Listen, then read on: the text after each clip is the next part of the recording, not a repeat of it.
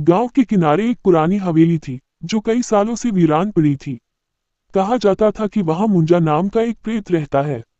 मुंजा एक ऐसा भूत था जो गांव के छोटे बच्चों को अपनी चपेट में ले लेता था। इस कारण गांव के लोग शाम ढलते ही अपने बच्चों को घर के अंदर बंद कर लेते थे। एक दिन गांव के एक निडर लड़के का नाम राजू था। राजू ने सुना कि मुंजा का भूत केवल उन लोगों को सताता है जो डरते हैं। उसकी जिज्ञासा इतनी बड़ी कि उसने ठान लिया कि वो उस रात हवेली जाकर मुंजा का सामना करेगा। रात के अंधेरे में राजू ने अपने घर से निकलकर हवेली का रास्ता पकड़ा। हवेली के पास पहुंचते ही एक ठंडी हवा का झोंका आया और दरवाजे खुद ब खुद खुल गए। अंदर कदम रखते ही राजू को चारों तरफ से अजीबोगरीब आवाजें सुनाई देने लगी।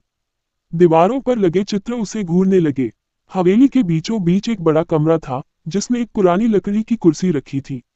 राजू ने हिम्मत करके उस कुर्सी पर बैठने का फैसला किया। जैसे ही उसने कुर्सी पर बैठा, चारों तरफ से हवा की तेज झोंके आने लगे।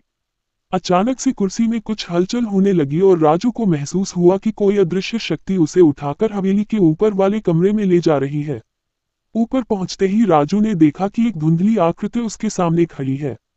वह आकृति मुंजा की थी। मुंजा के आंखों में लाल चमक थी और उसका शरीर आधा दिखाई देता था। मुंजा ने गुस्से से कहा, तू यहाँ क्यों आया है? क्या तुझे अपने प्राणों की परवाह नहीं? राजू ने हिम्मत जुटाकर कहा, मैं तुझसे डरता नहीं हूँ। मुझे बताओ, तुम यहाँ क्यों भटक रहे हो? मुंजा की आंखों में आंसू आ गए और उसने अपनी कहानी सुनाई। वह पहले इस गांव का एक मासूम बच्चा था जिसे गांव वालों ने एक दिन अंधविश्वास के चलते मार डाला था। उसकी आत्मा बदला लेने के लिए यहाँ फंसी हुई थी। राजू ने मुंजा से वादा किया कि वह गांव के लोगों को उसकी सच्चाई बताएगा और उसके साथ हुए अन्याय को दूर करने की कोशिश करेगा। मुंजा की आत्मा ने शांति की कामना की और धीरे धीरे वह हवा में विलीन हो गया। अगले दिन राजू ने गांव वालों को सारी कहानी सुनाई। गांव वाले अपनी गलती पर पछताए और उन्होंने मिलकर मुंजा की आत्मा की शांति के लिए पूजा की।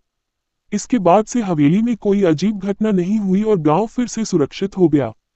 लेकिन राजू को हमेशा याद रहा कि कभी कभी डर के पीछे एक दर्दनाक सच छुपा होता है।